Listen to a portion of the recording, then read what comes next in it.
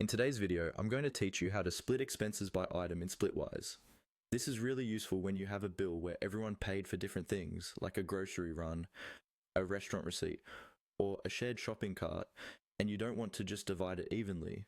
Instead, you want each person to only pay for what they actually bought. First, open your Splitwise group or friend view where you want to add the bill. On the main screen, look for the button that says Add an Expense. It's usually near the bottom or top of the screen. Go ahead and click or tap that to start creating a new expense. Next, you'll see a form where you can fill in the basic details of the expense. Type in a clear description so everyone knows what this bill is for, like groceries at the supermarket or dinner at the restaurant. Then enter the total amount from the receipt. Make sure the correct people are selected in the paid by and split between sections so Splitwise knows who's involved in this bill. By default, Splitwise will usually set the expense to be split equally. You'll see an option or label that says equally. Click on that. This is where you can change how the expense is divided. Once that menu opens, look for the itemized expense icon. It often looks like a little list or receipt symbol. Click on the itemize option.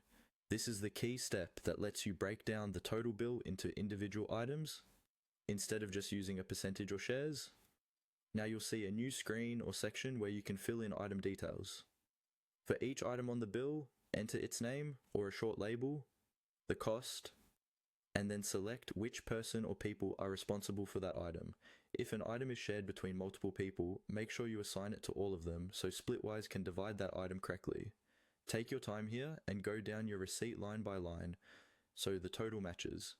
When you're done adding all the items and assigning them, click on Done. Splitwise will now calculate how much each person owes based on the items you assigned. Finally, review everything one last time, and when it all looks correct, click on Save. That will add the itemized expense to your group, and everyone will see exactly what they owe based on the specific items they had.